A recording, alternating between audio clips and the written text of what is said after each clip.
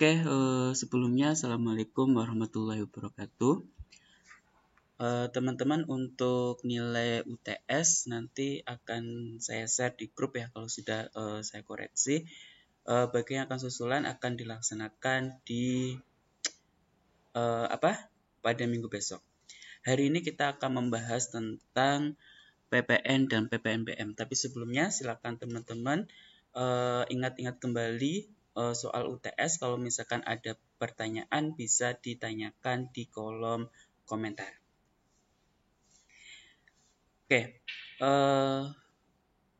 PPN atau pajak pertambahan nilai ini merupakan salah satu undang-undang yang diubah atau salah satu undang-undang yang mengalami perubahan dalam Undang-Undang Harmonisasi Peraturan Perpajakan. Jadi kalau hari ini kita masih mengenal PPN ini tarifnya nanti 10%, akan tetapi nanti di tahun 2022 tarif PPN ini sudah tidak lagi 10%, akan tetapi 11%. Jadi nanti teman-teman silakan bisa membuka tentang Undang-Undang Harmonisasi Peraturan Perpajakan. Apabila dilihat dari sejarahnya, PPN merupakan pengganti dari pajak penjualan. Jadi, ketika kita kembali ke belakang, ternyata pajak pertambahan nilai ini merupakan pengganti dari pajak penjualan. Kenapa pajak penjualan ini diganti dengan PPN? Karena pajak penjualan dirasa sudah tidak lagi memadai untuk menampung kegiatan masyarakat dan belum mencapai sasaran kebutuhan pembangunan, antara lain untuk meningkatkan penerimaan negara, mendorong ekspor, dan pemerataan pembebanan pajak. Nah, ini adalah kenapa pajak penjualan ini diganti dengan pajak pertambahan nilai. Teman-teman pasti masih ingat dulu sebelum UTS kita membahas tentang pajak tidak langsung dan pajak konsumsi dalam negeri ya teman-teman. Nah, PPN ini adalah termasuk atau digolongkan sebagai pajak tidak langsung. Artinya apa? Bahwa pembayaran PPN ini dapat dibebankan oleh pihak ketiga. Oke, jadi misalkan kita beli di supermarket, kita akan membayarkan PPN. Nah, PPN ini termasuk pajak konsumsi dalam negeri. Jadi kalau teman-teman misalkan beli di luar negeri, ini tidak dipungut PPN ya teman-teman. Nah, dia hanya melekat pada konsumsi dalam negeri. Nah, ini ada beberapa alasan kenapa tadi pajak penjualan itu diubah menjadi PPN. Yang pertama, adanya pajak berganda. Nah, jadi waktu kita menggunakan pajak penjualan ini memungkinkan untuk terjadinya pajak berganda. Terus yang kedua, bermacam-macam tarif. Ada 9 tarif sehingga menimbulkan kesulitan pelaksanaannya. Jadi dulu waktu pajak penjualan ini dia terdapat 9 tarif sehingga ini akan menimbulkan kesulitan dalam pelaksanaannya. Padahal setelah kita pelajari bahwa ketika sistem itu sulit, maka otomatis si wajib pajak ini enggan untuk membayarkan pajaknya. Sehingga pajak penjualan yang dulunya 9 tarif sekarang diganti menjadi pajak pertambahan nilai yang tarifnya tunggal. Kalau sampai hari ini kita belajar masih menggunakan 10%. Akan tetapi di tahun 2022 nanti tarifnya sudah berganti 11%. Jadi kalau kita belajar pajak memang beberapa perubahan itu bisa terjadi. Jadi mungkin teman-teman nanti sudah mengambil perpajakan ini atau hukum pajak, nanti ketika teman-teman lulus mata kuliah ini undang-undang itu tidak lagi berlaku. Jadi silakan teman-teman nanti bisa mengikuti perkembangan dari undang-undang perpajakan.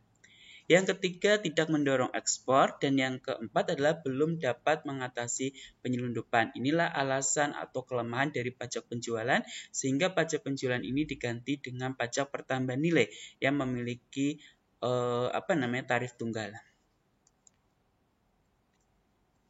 Nah, kelebihan PPN itu adalah menghilangkan pajak berganda. Yang kedua, menggunakan tarif tunggal sehingga memudahkan pelaksanaannya. Yang ketiga, netral dalam persaingan dalam negeri. Yang keempat, netral dalam persaingan internasional. Dan yang kelima adalah netral dalam pola konsumsi. Ini adalah kelebihan dari PPN. Yang terakhir, kelebihan dari PPN adalah dapat mendorong ekspor. Nah, sekarang apa itu bukan barang kena pajak? Nah, kita akan mencoba mendefinisikan apa itu barang dulu. Barang adalah barang berwujud yang memenuhi sifat atas hukumnya, dapat berupa barang bergerak atau barang tidak bergerak dan barang tidak berwujud. Jadi barang di sini itu adalah barang yang berwujud, itu barang yang kelihatan, atau barang yang tidak berwujud, barang itu tidak punya wujudnya tapi dia ada termasuk barang, barang bergerak dan barang yang tidak bergerak. Itu definisi dari barang. Oke. Apa saja yang bukan termasuk barang kena pajak? Yang bukan termasuk barang kena pajak adalah barang hasil pertambangan atau hasil pengeboran yang diambil langsung dari sumbernya. Yang kedua, barang-barang kebutuhan pokok yang sangat dibutuhkan oleh rakyat banyak. Jadi kalau teman-teman nanti melihat barang kebutuhan pokok ini dia tidak akan dikenakan pajak pertambahan nilai. Contohnya apa? Beras. Jadi kalau teman-teman misalkan nanti ke supermarket, teman-teman beli beras, maka teman-teman seharusnya harga beras itu tidak dikenakan PPN. Oke? Nah, yang ketiga adalah makanan dan minuman yang disajikan di hotel, restoran, rumah makan, warung, dan sejenisnya. Nanti teman-teman bertanya pasti, Pak, saya ini pernah datang ke kafe, tetapi di situ ada tulisannya teks. Jadi kalau teman-teman nanti beli di kafe atau beli di warung makan yang sudah PKP, itu bukan PPN, tetapi misalkan kalau kita ke restoran, maka kita dikenakan pajak restoran. Nah, Pak, kalau saya beli di warung tetangga bagaimana? Apakah terkena pajak? Kalau teman-teman beli di warung tetangga itu dia tidak terkena pajak. Makanya kalau teman-teman bandingkan ketika teman-teman membeli suatu barang di supermarket dengan barang di tetangga itu harganya akan lebih murah di tetangga, karena kalau kita beli di supermarket kita harus membayarkan teks. Yang berikutnya, uang, emas batangan, dan surat-surat berharga. Oke, kita akan lanjut ke jasa. Jasa adalah setiap kegiatan pelayanan yang berdasarkan suatu perikatan atau perbuatan hukum yang menyebabkan suatu barang, fasilitas, kemudahan, atau hak tersedia untuk dipakai, termasuk yang dilakukan untuk menghasilkan barang karena pesanan atau permintaan dengan bahan dan atas petunjuk dari pemesan. Itu definisi dari jasa. Apa saja yang tidak terkena PPN? Jasa ya. Jasa apa saja yang tidak terkena PPN? Yang pertama adalah jasa pelayanan kesehatan medis. Yang kedua adalah jasa di bidang pelayanan sosial. Yang ketiga adalah jasa di bidang pengiriman surat dengan perangko. Jadi kalau teman-teman kirim surat dengan perangko, maka teman-teman tidak membayar PPN. Jasa asuransi, jasa di bidang keagamaan, teman-teman sholat, teman-teman tidak membayar PPN. Teman-teman ke gereja, teman-teman tidak membayar PPN. Jasa pendidikan, jasa kesenian dan hiburan, jasa penyiaran yang tidak bersifat iklan, jasa angkutan umum di darat dan di air, serta jasa angkutan udara dalam negeri yang menjadi bagian yang tidak terpisahkan dari jasa angkutan udara luar negeri. Jadi teman-teman naik bis, teman-teman naik pesawat, teman-teman naik kapal itu tidak terkena pajak pertambahan nilai. Yang berikutnya adalah jasa tenaga kerja. Yang keempat adalah jasa perhotelan. Yang berikutnya, tadi bukan yang ketiga di keempat ya, tapi sudah banyak. Yang berikutnya adalah jasa yang disediakan oleh pemerintah dalam rangka menjalankan pemerintahan.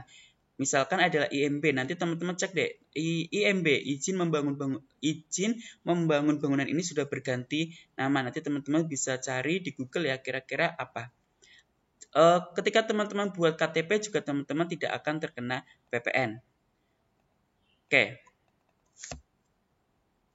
Jasa penyediaan tempat parkir, jasa telepon umum dengan menggunakan uang logam, jasa pengiriman uang dengan wesel pos, jasa boga atau catering. Itu adalah beberapa jasa yang tidak terkena PPN. Nah, teman-teman, tarif untuk PPN yang sekarang kita masih pelajari ya, karena Undang-Undang Harmonisasi Peraturan Perpajakan ini belum berlaku di tahun ini untuk PPN, maka tarifnya adalah 10%. Oke? Nah, tetapi untuk ekspor barang kena pajak berwujud, ekspor barang kena pajak tidak berwujud, dan ekspor jasa kena pajak itu ada tarifnya 0%. Nah, kenapa ini tarifnya di 0%? Kan sebenarnya motifnya ini agar apa? Agar ekspornya itu semakin tinggi. Jadi misalkan nih kita pelaku UMKM, kita tidak terkena PPN, maka kita itu berani untuk mengekspor barang kita ke luar negeri. Nah, ini adalah tarif untuk PPN. Oke, setelah kita pelajari tentang PPN, kita akan belajar tentang pajak penjualan atas barang mewah. Nah, nanti kalau kita membahas tentang pajak barang mewah ini atau barang mewah ini, definisi dari persepsi orang ini akan berbeda. Misalkan ada yang menganggap mobil itu barang mewah, ada yang menganggap motor itu barang mewah. Makanya kita perlu tahu dulu kira-kira apa kriteria barang mewah. Jadi, kalau itu memenuhi kriteria ini, maka barang itu dapat disebut dengan barang mewah. Kriteria yang pertama adalah barang tersebut bukan merupakan barang kebutuhan pokok. Jadi ketika barang itu termasuk kebutuhan barang pokok, misalkan beras ya, atau apalah itu yang termasuk barang kebutuhan pokok, maka itu tidak dapat dikatakan barang mewah. Terus yang kedua, barang tersebut dikonsumsi oleh masyarakat tertentu. Jadi yang mengkonsumsi barang ini hanya segelintir masyarakat. Tidak semua masyarakat itu mengkonsumsi barang ini.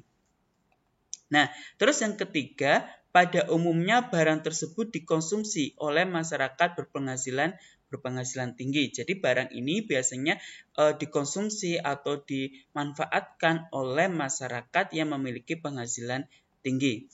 Yang keempat, barang tersebut dikonsumsi untuk menunjukkan statusnya. Jadi dia punya barang tetapi sebenarnya dia adalah untuk menunjukkan status sosialnya. Misalkan ya, artis si A dia punya helikopter. Nah, maka helikopter itu bisa nggak dia digolongkan sebagai barang mewah? Kita akan lihat dari kriteria pertama, helikopter itu dia bukan kebutuhan pokok.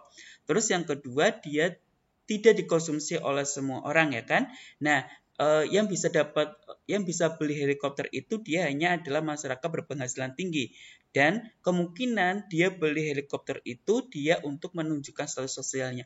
Oke, mungkin helikopter itu bisa nih digolongkan sebagai barang mewah. Tapi kalau teman-teman misalkan melihat televisi, apakah televisi ini termasuk barang mewah? Kita harus meruntut kriterianya. Mungkin televisi ini bukan kebutuhan pokok, oke betul. Tetapi apakah televisi ini dia hanya digolongkan atau dia hanya dimiliki oleh orang tertentu? Nah, kalau televisi ini dia dimiliki oleh semua orang, maka seharusnya televisi ini dia tidak dapat digolongkan sebagai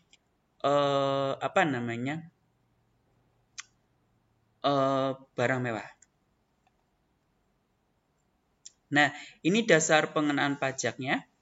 Harga jual, penggantian nilai ekspor, nilai impor, dan nilai lain ditetapkan oleh Kemenq. Nanti kita akan membahas penghitungan PPN dan PPNBM pada pertemuan berikutnya.